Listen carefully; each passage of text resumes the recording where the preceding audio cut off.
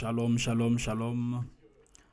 Bienvenue dans ce temps particulier, ce temps spécial. Nous bénissons le Seigneur parce que c'est lui qui fait toutes choses à merveille. Et avant de commencer, nous voulons prendre le temps de rapidement rendre grâce à Dieu. Nous voulons, excellent Père de gloire, te dire merci pour ce temps encore que tu rends possible. Nous prions que toi seul encore tu nous donnes notre part de ce pain de jour. Et nous te bénissons parce que, excellent Père de gloire, c'est toi qui ouvres notre intelligence. Et c'est toi qui nous accordes la grâce de comprendre ta parole, de saisir ta parole. C'est toi qui nous accordes la grâce, Seigneur, oui, de comprendre selon qu'il est écrit, qu'il vous a été donné à vous de comprendre les mystères du royaume. Alors, Esprit de Dieu, conduis encore ces temps. Esprit de Dieu, conduis encore ces moments. Nous te prions dans le nom de Christ Jésus. Nous avons ainsi prié avec action de grâce. Amen, amen, amen. Amen, shalom, shalom, shalom encore à tous. Et en ce jour, nous voulons répondre à une question qui est très importante, très importante. Et nous voulons davantage rendre grâce à Dieu parce que c'est lui qui permet que ces temps aient lieu. Alors j'espère que de là où nous sommes, chacun de nous sera édifié au travers de ces instants, au travers de ces moments, que chacun de nous soit plus ou moins éclairé par la parole, parce que la parole, elle est claire. Elle est claire. Alors nous voulons prendre la première question qui nous a été posée en ce jour. C'est une personne qui nous dit « Je lis la Bible, mais je ne comprends pas. Est-ce que je dois continuer de la lire? Est-ce que je dois continuer de lire la Bible? Quand même je la lis régulièrement, je prends mon temps, je passe mon temps dessus, mais malheureusement, j'ai l'impression que tout ce qui est dit, tout ce qui est écrit dans la parole, c'est un peu comme une langue que je ne comprends pas. J'ai beau mémoriser, j'ai beau l'ouvrir tout le temps, mais rien ne se passe. Alors, est-ce que je dois réellement continuer? Est-ce que je dois continuer de lire la Bible malgré ça? Ça, c'est une très bonne question à laquelle nous allons tenter, par la grâce de Dieu, de donner quelques éléments de réponse. Déjà, nous allons ouvrir nos Bibles, nos livres de 2 Corinthiens chapitre 3, le verset 14. Donc, 2 Corinthiens chapitre 3, verset 14. Qu'est-ce que la Bible dit?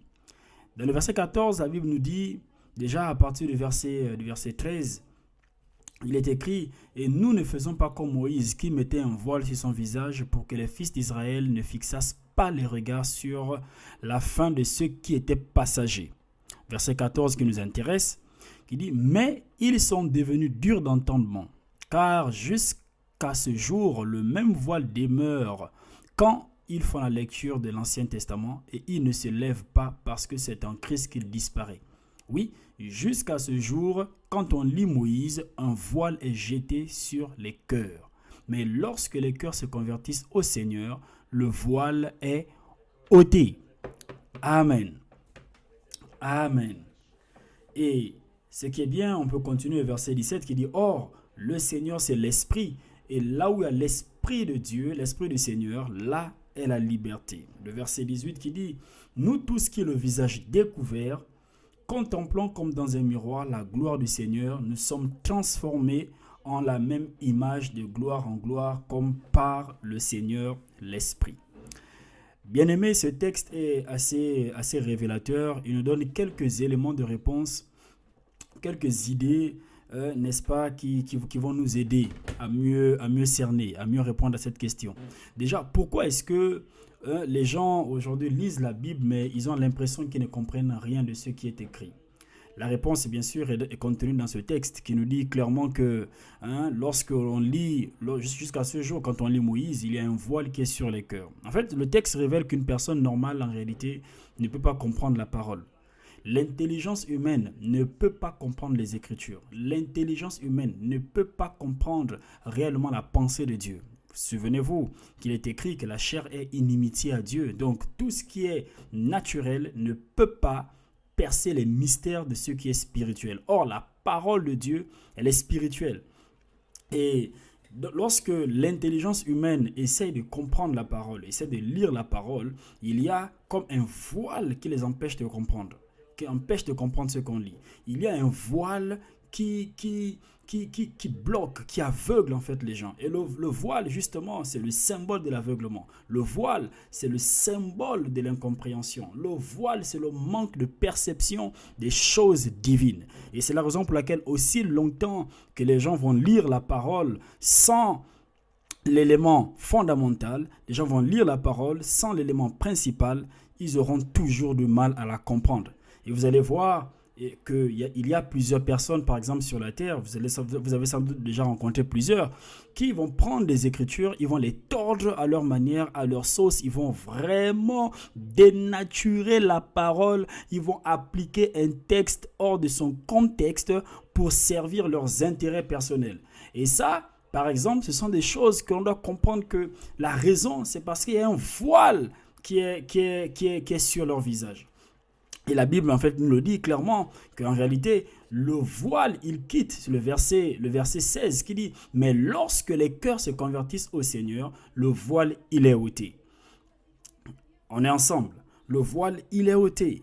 Et ce que nous devons comprendre, c'est qu'en réalité, ce n'est qu'en Christ que ce voile disparaît. Donc, Christ est la personne qui permet à ce que ce voile que nous avons puisse disparaître. Et le texte que nous avons sous nos yeux nous le dit clairement que, or, le Seigneur, c'est l'Esprit. Il dit, et là où il y a l'Esprit de Dieu, là où il y a l'Esprit du Seigneur, là également se trouve la liberté. La liberté, c'est-à-dire par rapport au voile que nous avions sur le visage. La liberté par rapport à ce que nous avons. Donc, en réalité, la personne qui est capable de nous faire comprendre les Écritures, c'est la personne du Saint-Esprit. C'est vraiment la personne du Saint-Esprit. Et ça, nous devons vraiment le comprendre. Et Jésus lui-même, il a si bien dit. Il a dit que lorsque l'Esprit viendra, c'est lui qui va vous enseigner toutes choses. Donc, c'est le Saint-Esprit qui est l'élément déclencheur. Et c'est parce que le Saint-Esprit est présent, la liberté est présente, à ce moment, 2 Corinthiens 3,18 dit, maintenant c'est à ce moment que nous tous, qui le visage découvert. Découvert par quoi? Découvert par l'Esprit qui est venu ôter maintenant le voile. L'Esprit qui est venu nous libérer de ce voile qui nous empêche de comprendre la parole. Et c'est la raison pour laquelle on dit, nous tous qui le visage découvert, maintenant que le visage est découvert, nous contemplons comme dans un miroir la gloire du Seigneur.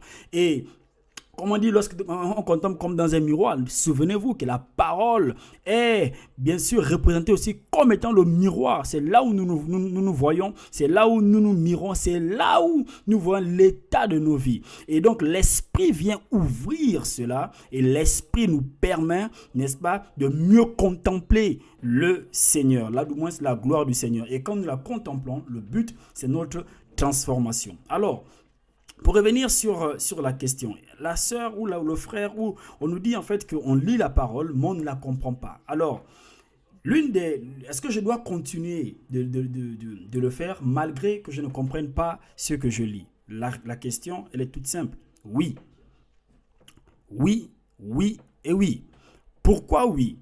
Tout simplement parce que, en réalité, lorsque l'on accepte Christ, c'est tout à fait normal qu'au début, l'on ne comprenne pas ce que nous lisons. C'est tout à fait normal parce que la parole de Dieu, elle est tellement mystérieuse, il y a tellement de mystères que c'est l'Esprit. C'est plus nous allons lire la parole, plus la parole va nous remplir. Et l'Esprit de Dieu agit avec la parole. Donc, à chaque fois que nous lisons, notre chair ne comprend pas ce que nous lisons. Souvenez-vous que lorsque nous donnons notre vie à Christ, il y a encore cette présence forte de la chair qui est là et elle ne comprend pas ce que nous lisons. Mais l'Esprit, lui, il enregistre en fait tout ce que nous faisons, tout ce que nous lisons. Et l'une des manières pour mieux comprendre cela, c'est, ou du moins pour mieux comprendre aussi la parole, c'est que l'une des techniques que nous avons, c'est en réalité, lorsque tu veux lire la parole, lorsque nous lisons la parole, nous devons comprendre qu'il faut avoir plusieurs versions.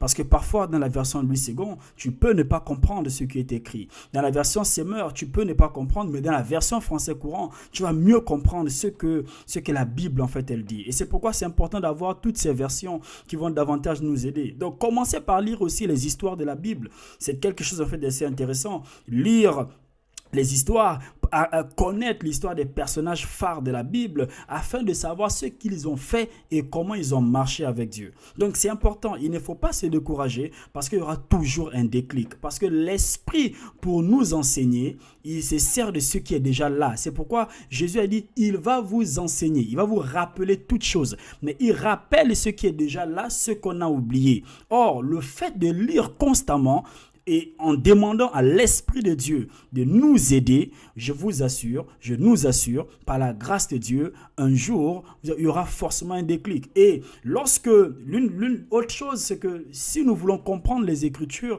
l'une des clés, c'est aussi de demander aux personnes avancées dans la foi de nous expliquer ce que nous ne comprenons pas. Prenons l'exemple de Philippe et l'eunuque éthiopien.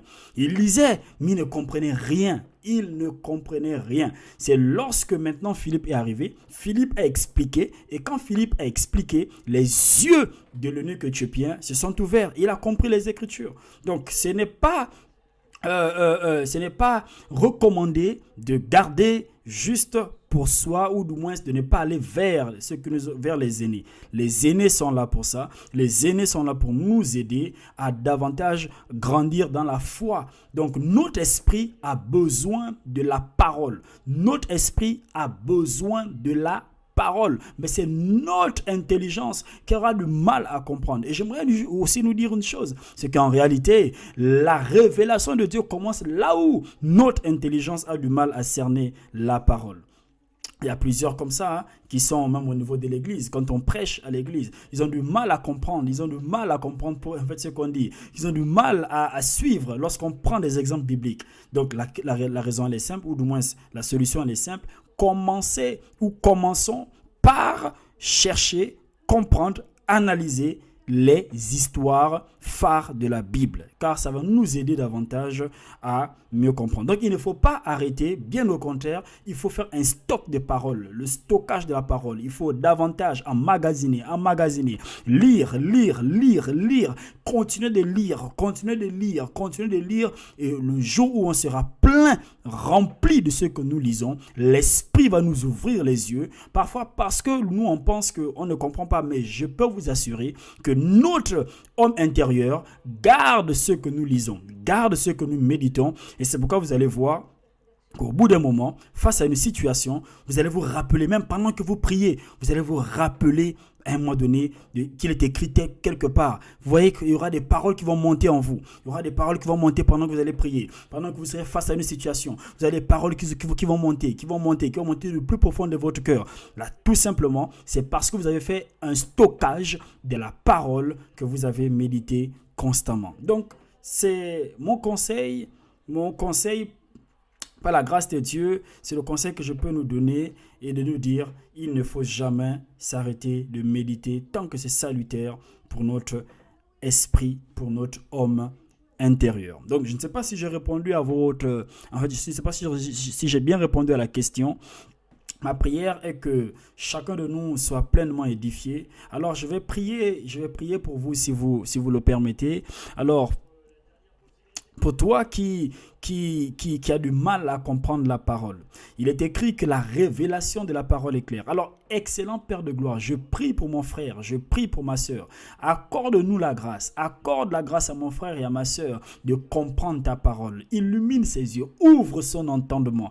Que le voile de Moïse qui était sur lui se déchire maintenant dans le nom de Christ Jésus. Je prie et je déclare qu'à partir de maintenant, à partir de cet instant, au son de ma voix, je déclare dans le nom de Christ Jésus qu'il n'y aura plus jamais d'incompréhension, il n'y aura plus jamais de flou. Les ténèbres qui étaient là, lorsque mon frère méditait, lorsque ma soeur méditait, maintenant se dissipent dans le nom de Christ Jésus. Que la lumière soit dans son intelligence, que la lumière soit dans ces temps de méditation, que la lumière soit dans ces temps de prière, que la lumière soit et que l'Esprit du Seigneur se saisisse pleinement de ces temps d'intimité, ces temps de méditation, ces temps de prière. Esprit de Dieu, accomplis pleinement ton mandat dans la vie de mon frère et viens casser tous les verrous qui les empêchent de saisir et de cerner et de comprendre les mystères de ta parole. Dans le nom de Christ Jésus, nous t'avons ainsi prié avec action de grâce. Amen, amen, amen. Voilà, bien-aimés, que Dieu vous bénisse abondamment. Peace.